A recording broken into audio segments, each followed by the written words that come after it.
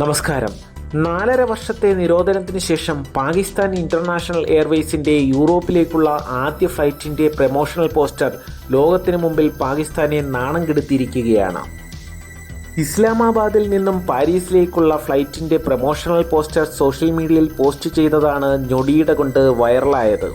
ലോകത്തിനു മുമ്പിൽ പാകിസ്ഥാന് ഇപ്പോഴുള്ള തീവ്രവാദ ഇമേജുമായി ബന്ധപ്പെടുത്തി 9/11 ഭീകരാക്രമണത്തിന്റെ ഓർമ്മ പുതുക്കുന്ന രീതിയിലാണ് പാകിസ്ഥാൻ ഇന്റർനാഷണൽ എയർവേസ് പുറത്തിറക്കിയ പോസ്റ്റർ എന്ന തരത്തിലാണ് സോഷ്യൽ മീഡിയയിലുടനീളം പ്രചരിച്ചുകൊണ്ടിരിക്കുന്നത്.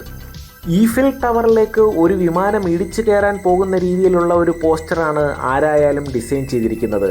ഒപ്പം ഒരു ക്യാപ്ഷനും. പെട്ടെന്ന് കേട്ടുകഴിഞ്ഞാൽ അത് ഭീഷണിയാണെന്ന് തോന്നും. Paris, we are coming. മാത്രമല്ല, പോസ്റ്ററിന്റെ ബാക്ക്ഗ്രൗണ്ടിൽ ഫ്രാൻസിന്റെ ദേശീയ പതാക കൂടി നൽകിയത് വിമർശനത്തിനും ഇടയാക്കി.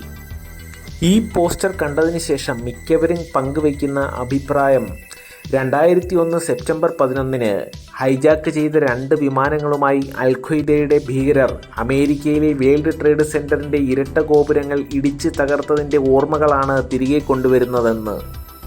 സുരക്ഷാ മാനദണ്ഡങ്ങളെ ചൊല്ലി യൂറോപ്യൻ യൂണിയന്റെ വ്യോമയാന ഏജൻസിയാണ് 4.5 വർഷത്തിലേറെയായി പാകിസ്ഥാൻ ഇന്റർനാഷണൽ എയർവേസിന് വിലക്ക് ഏർപ്പെടുത്തിയിരുന്നത്.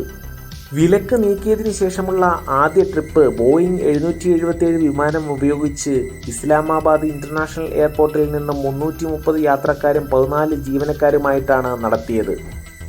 കടക്കിണിയിലായ പാകിസ്ഥാൻ ഇന്റർനാഷണൽ എയർവേസിനെ സ്വകാര്യവൽക്കരിക്കാൻ പാകിസ്ഥാൻ നടത്തുന്ന ശ്രമങ്ങൾക്ക് യൂറോപ്യൻ യൂണിയന്റെ വിലക്ക് നീങ്ങിയതോടെ പുതിയ വേഗത കൈവരിക്കും. പാകിസ്ഥാൻ ഇന്റർനാഷണൽ എയർവേസിന് മേലുള്ള യൂറോപ്യൻ യൂണിയന്റെ വിലക്ക് നീങ്ങിയെങ്കിലും UK യുടെയും USA യുടെയും വിലക്കുകൾ ഇപ്പോഴും നിലനിൽക്കുകയാണ്.